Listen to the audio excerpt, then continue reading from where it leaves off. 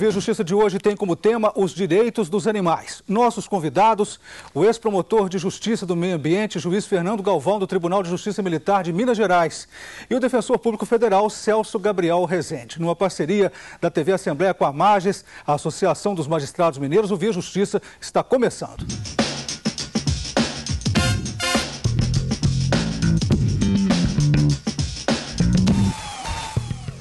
Os animais têm direitos. Por que estes direitos não são respeitados, doutor Fernando?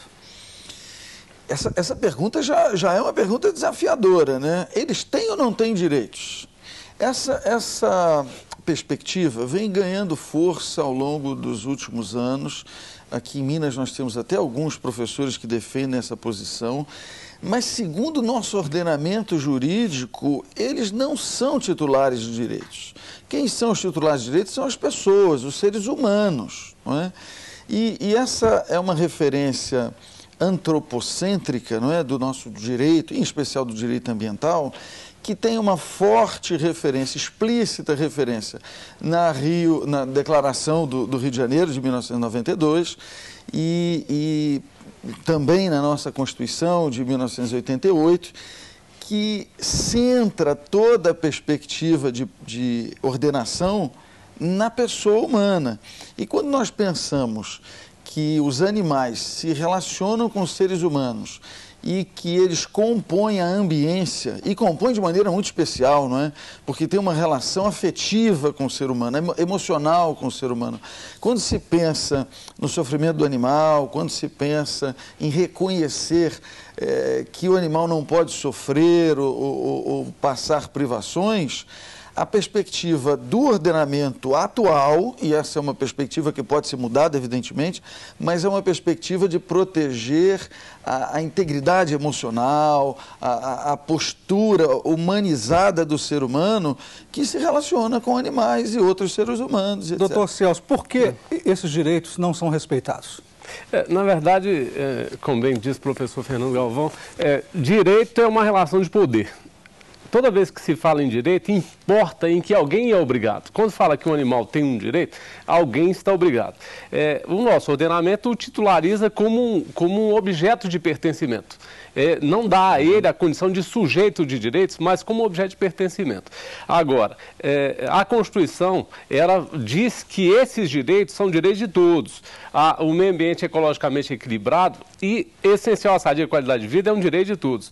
Para que o ambiente seja ecologicamente equilibrado, é necessário que os animais sejam respeitados, que os seres vivos sejam respeitados. Essa visão antropocêntrica hoje está cedendo espaço para uma visão biocêntrica. A gente precisa imaginar que o ser humano não está isolado desse conjunto de seres vivos que vivem nessa terra. O senhor tem até um livro aí de uma defensora pública federal, não é isso? Que reconhece os direitos fundamentais dos animais. A doutora Vânia Márcia Damasceno Nogueira.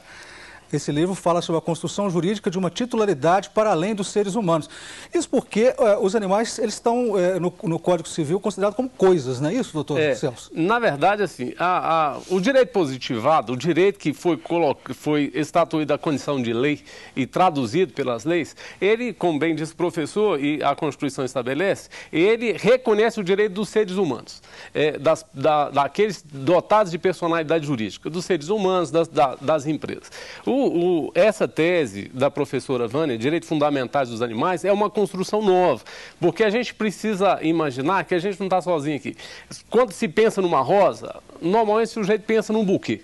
Ele não pensa na rosa como um integrante de um ser vivo que é uma planta. Ele não pensa, quando pensa no ser humano, ele pensa no homem, ele não pensa no meio ambiente da cidade. E, na verdade, nós somos circundados por tudo isso. Então, a doutrina, os professores de direito, os filósofos já estão reconhecendo que a gente precisa ampliar a gama de direitos para proteger adequadamente o meio ambiente e permitir uma vida com qualidade para toda a população humana.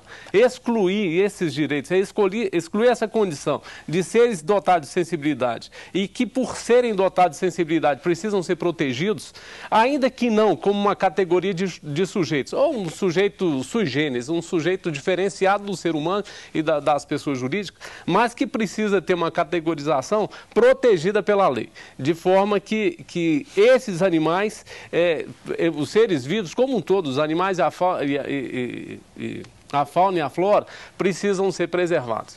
A Unesco, órgão da ONU para Educação, Ciência e Cultura, proclamou em 1978 uma declaração de proteção aos animais que o Brasil subscreveu. Veja agora os principais termos da Declaração Universal dos Direitos dos Animais. Todos os animais têm o mesmo direito à vida. Todos os animais têm direito ao respeito e à proteção do homem. Nenhum animal deve ser maltratado. Todos os animais selvagens têm o direito de viver livres no seu habitat. O animal que o homem escolher para companheiro não deve nunca ser abandonado. Nenhum animal deve ser usado em experiências que lhe causem dor. Todo ato que põe em risco a vida de um animal é um crime contra a vida. A poluição e a destruição do meio ambiente são consideradas crimes contra os animais. Os direitos dos animais devem ser defendidos por lei. O homem deve ser educado desde a infância para observar, respeitar e compreender os animais. Doutor Fernando, como que foi a incorporação da Declaração Universal dos Direitos dos Animais ao ordenamento jurídico brasileiro?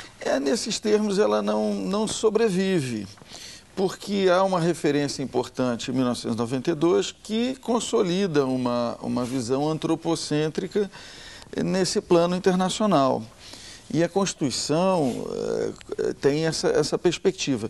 Mas o que me parece ser desafiador e muito interessante é que a Constituição trata do meio ambiente como um bem jurídico tão diferenciado, tão especial, que ela realmente nos provoca a fazer reflexões sobre a perspectiva até mesmo da titularidade de direitos.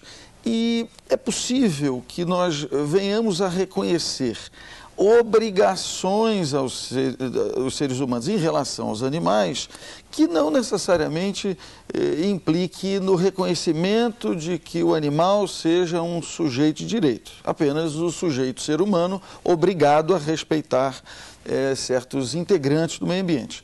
A Constituição tem uma perspectiva tão inovadora em relação ao meio ambiente que não se vê em relação a nenhum outro bem jurídico. O artigo 226, quando fala do direito ao meio ambiente equilibrado, ele diz assim: deve ser preservado para as presentes e futuras gerações. Essa construção, ela tem uma dimensão tão fantástica, porque ela diz assim, é titular de direito não só as pessoas vivas, não só as pessoas concebidas, e o direito civil traz essa proteção do nascituro desde o momento da concepção, não é? Ela diz que é titular de direito pessoas que sequer foram concebidas. Então, quando nós pensamos nas futuras gerações e nessa perspectiva intergeracional, nós podemos até construir uma ideia de que o titular do meio ambiente não é a pessoa humana, mas sim a humanidade. Doutor Celso, a Constituição firmou o conceito de bem-estarismo dos animais. Quais são as implicações disso? Olha, na verdade, tem essa parte para essa discussão de que o ser humano é ou não é titular de direito, que a Constituição tem o ser humano como centro da proteção ambiental, ou a vida como centro da proteção ambiental. A professora Vânia Márcia fala, por exemplo, sobre dignidade da vida. A Constituição, no artigo 1º, fala dignidade da vida humana. Como fundamento da Constituição brasileira, a dignidade da pessoa humana. Nós precisamos caminhar um pouco mais. Quem protege o direito dos animais, as associações, os defensores dos direitos dos animais, normalmente são pessoas que protegem também, que lutam também pela proteção dos direitos dos homens, da vida humana.